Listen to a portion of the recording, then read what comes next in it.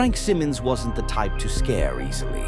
A retired cop with a gruff demeanor and a solid poker face, he'd seen it all during his years on the force. But even he had to admit there was something unsettling about the night job he'd taken as a security guard at the Majestic Vista, an old movie theater tucked away in a sleepy part of town.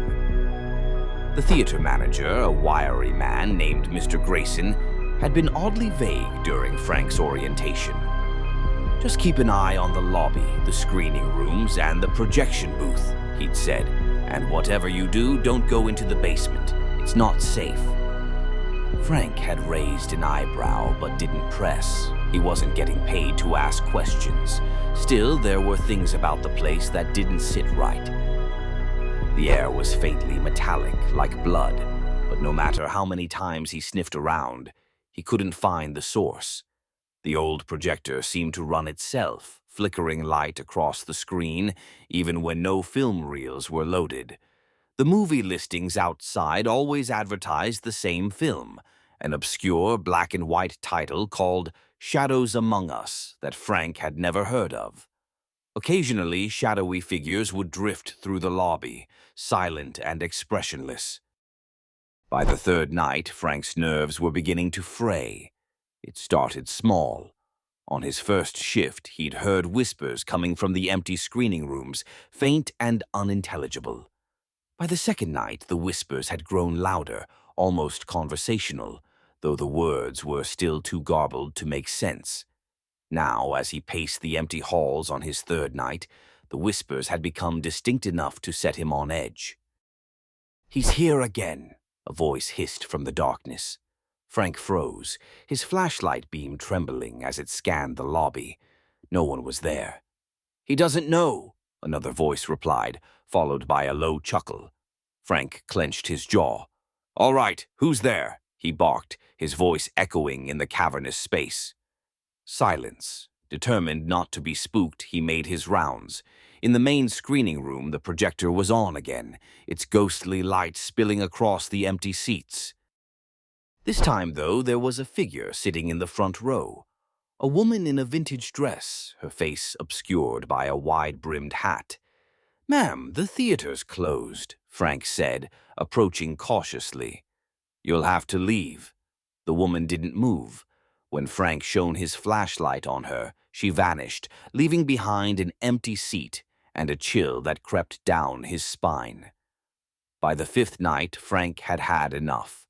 He was going to check the basement. Rules or no rules, he needed to know what was going on. The basement door was old and heavy, its hinges groaning in protest as he forced it open. The metallic smell was stronger here, almost suffocating. Descending the creaky staircase, he found himself in a cavernous space lined with old film reels and rusted equipment. In the center of the room stood an ornate mirror, its surface rippling like water. As Frank approached, the whispers returned, louder and more frantic. His reflection in the mirror didn't match his movements. It stared at him with wide, terrified eyes, its mouth moving soundlessly. Suddenly, the mirror surface began to shimmer, and the reflection reached out, its hand emerging from the glass. Frank stumbled back, his heart pounding. Before he could react, the hand grabbed him and pulled him through. Frank woke up in the lobby, disoriented and nauseous. The metallic smell was gone, replaced by the scent of popcorn. The theater was bustling with life. Families, couples, and groups of friends filled the seats, laughing and chatting. The marquee outside now displayed a variety of films, all popular blockbusters. "You okay, buddy?" a cheerful usher asked, handing him a broom. "What?" Frank stammered. The usher frowned. "Come on, man, you're on cleanup duty tonight. Don't slack off." Frank realized he was wearing a bright red usher's vest. Confused, he tried to leave, but every exit led him back to the lobby. The whispers returned, faint but mocking. He glanced at a nearby mirror and saw his reflection staring back at him with wide, terrified eyes, the same expression he'd seen in the basement.